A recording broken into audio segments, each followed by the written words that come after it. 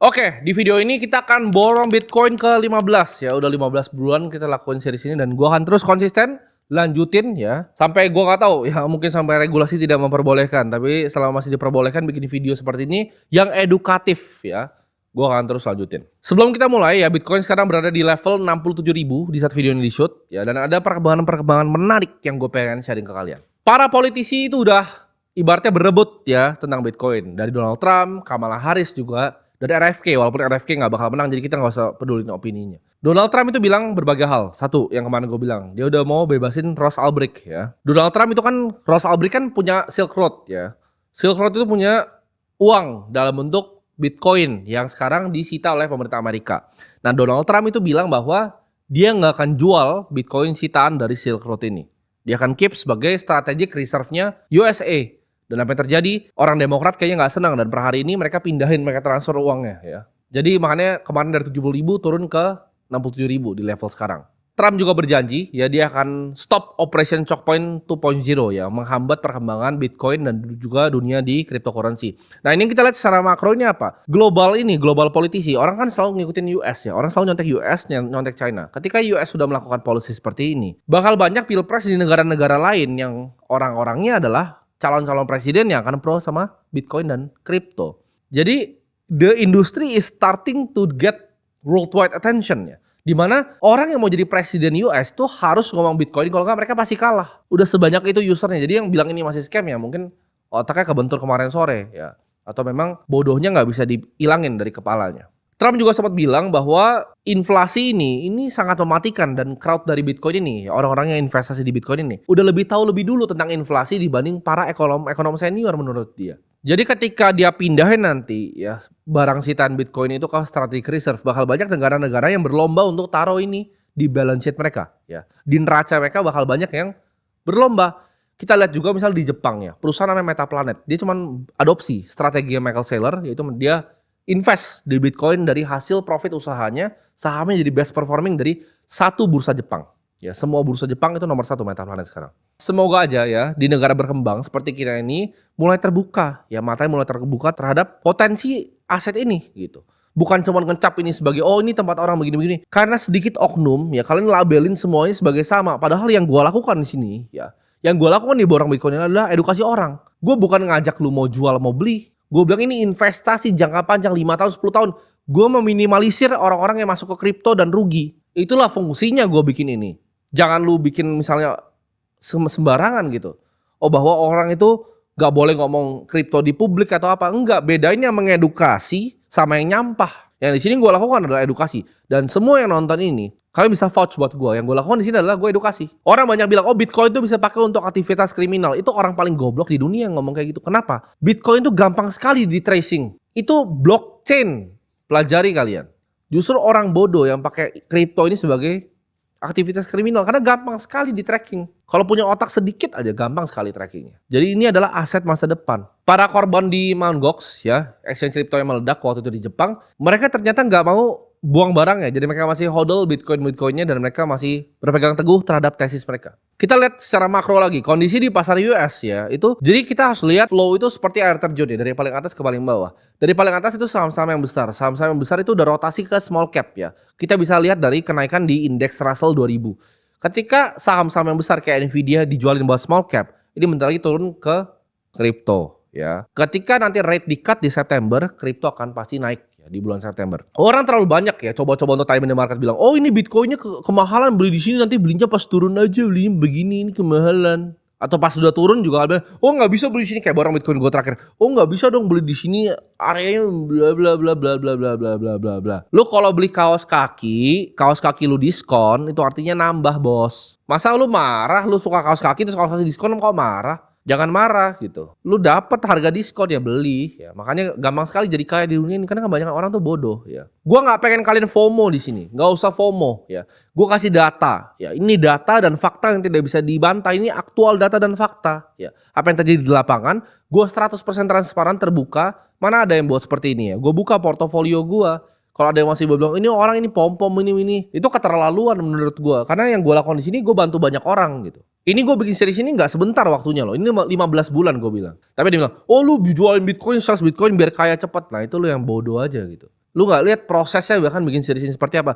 Gue pengen tunjukin ke kalian kemampuan dari gue cicil sedikit demi sedikit itu jadi apa hasilnya. Proven ada portofolionya, masih mau komplain mah keterlaluan gitu. Gak ada yang mau ngajarin lu untuk kaya cepet dari kripto, kaya cepet dari Bitcoin. Enggak ya. Bitcoin itu adalah aset yang kalian perlu sabar. Ini gue tunjukin 15 bulan ini sabar ini. Ini enggak besok gitu. Oh beli Bitcoin terus jadi kaya. Enggak ada begitu. Lu di alam mimpi lu aja sana. Ya. Gue bikin ini untuk mengedukasi kalian tentang teknologi seperti apa, berita yang terjadi apa, makro apa. Mungkin kalian nggak ngerti yang gue ngomongin makro tadi. Karena terlalu terbelakang ya. Level intelektual di negara ini tuh terlalu terbelakang. Jadi mungkin program-program seperti ini sulit diterima oleh masyarakat luas. Ini sederhana ya. Kalian lihat kayak gini biar kalian bisa bayangin tentang kenapa Bitcoin ini gue percaya ya. Kenapa gue bilang ini 5-10 tahun ke depan masih bagus. Aset di dunia ini ada 900 triliun dolar. Kita bisa lihat pembagian dari situ. 300 triliun itu ada di mana? Ada di bonds. 300 triliun ada di mana? Real estate. 100 triliun ada di mana? Ada di equities, ya, di saham. Sisa di mana? Fine arts, collectibles kayak mobil, kayak Ferrari. Dan Bitcoin itu kecil sekali 1 triliun. Apakah lu nggak yakin dia akan misalnya jadi 20 triliun, jadi 30 triliun? Ini digital scarcity yang belum pernah ada. Ini alternatif aset ya, digital aset alternatif. Lu mau percaya ngemengen gue terserah, lu mau ngaku ini baca juga gue nggak peduli. Ya. Karena gue bikin ini nggak disponsor. Gue nggak disponsor, gue nggak pernah terafiliasi dengan platform manapun. Gue nggak terafiliasi Bitcoin yang nggak ada yang punya. Kalau masih ada yang mau bikin narasi-narasi tol mah bego aja orangnya memang. Nikola Tesla itu pernah bilang kalau lu mau pelajari tentang alam semesta, ya lu pelajari dunia, ya itu dengan energi, frekuensi dan juga vibrasi.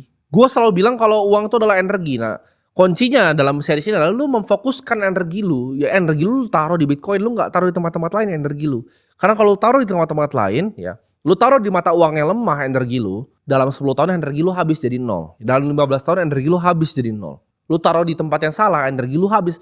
Gua itu mau tolongin kalian di sini. Ketika lu dapat gaji nih, dapat uang fiat, yang lu harus pikirin adalah hurdle rate. Ya, yang pertama masuk di otak lu, oke, hurdle rate ini gue 7%. Gimana caranya gue ngalahin 7%? Apakah dengan beli obligasi? Itu net 0, bos. Apakah dengan taruh deposito? Minus 3%, bos. Apakah dengan saham? Mungkin bisa kalau lu jago banget. Tapi kalau lu beli saham malah rugi, malah minus, hurdle rate minus 7.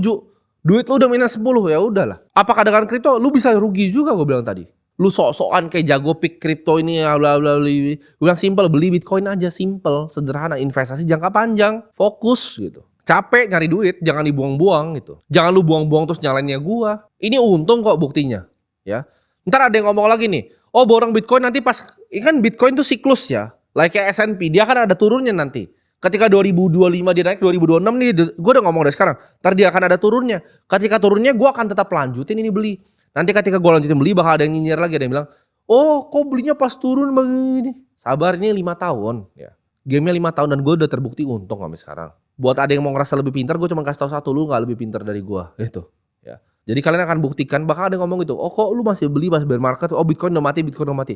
2027, oh Bitcoin mati. 2028, oh Bitcoin naik ya. 2029, oh Bitcoin naik ya. Nextnya bear marketnya di 1 juta dolar. Orang nangis 1 juta, ya Bitcoin 1 juta dolar. Itu nangis orang karena bear market itu. Sama seperti ini. Orang 67 ribu udah nangis, Bitcoin bear market. Ini dulu all time high-nya sih cycle lalu. Jadi kalian harus punya pandangan yang jelas gitu terhadap dunia ini. Market itu kayak sawah gitu. Lu punya sawah ya. Gua gak bilang nih, market Bitcoin yang harga yang kalian lihat 67, 68, 69. Itu kayak tetangga lu. Tetangga lu nawarin terus sawahnya. Bro, gue beli dong sawah lu ya. Gue beli sawah lu 1M. Besok dia datang lagi, dia bilang, bro gue beli dong sawah lu 900 juta. Besok dia datang lagi, bro gue beli dong sawah lu 1,2M. Tapi kalau dia besok datang bilang, bro gue beli sawah lu 3M ya, jual sawah lu. Nah paham, tapi ini bukan tentang sawah. Tentang Bitcoin. Kenapa kalau sawah otak lu bisa nangkep, kalau Bitcoin otak lu gak nangkep. Lu lihat harga itu kayak lu pengen coba bagaimana gitu. Wah lu, kira lu bisa statistical arbitrage lu, momentum trading. Lu gak pinter-pinter amat, IQ lu mungkin gak 130 gitu loh. IQ lu mungkin 100 mentok. Lu gak sepintar itu. Gue kasih jalan yang gampang ini. Step by step yang gampang. Lu kalau mau belajar jadi orang pilihan 0,01% sekian ya silakan. Jangan fokus untuk timing market ya. Time in the market. Gue tahu Bitcoin pasti ke 88 ribu, pasti ke 100 ribu. Tapi gue gak tahu kapan. Gue tahu itu pasti terjadi tapi gue gak tahu kapan. Karena gak ada yang tahu. Ya, gue gak punya bola sihir yang bisa kasih tahu kapan. Jadi tanpa banyak bacot kita langsung masuk ke prakteknya. Oke, ini udah sampai ya. Nah, ini total asetnya kita lihat di sini ya.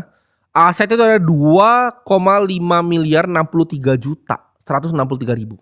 Ya. 15 bulan berarti modalnya 1,5 miliar. Ya. 1.063.000.000 untungnya. Ya, ini baru sekarang, ini akan naik terus untungnya. Nah, siapa yang bisa seperti ini? Kalian lihat, untungnya 1 miliar, real. Coba, siapa yang berani sih buka portfolio terbuka? Gue pernah lihat ada orang-orang trader saham katanya, oh bikin roto segini, bikin apa, oh ikutin porto saya begini, tiba-tiba 3 bulan berhenti. Kenapa rugi? Karena mereka emang bego, kerjanya cuma jualan kelas saham gitu. Gak pernah buka begini, buka dong 100% terbuka, deposit 100 juta tiap tanggal 1, berani nggak? Nggak berani.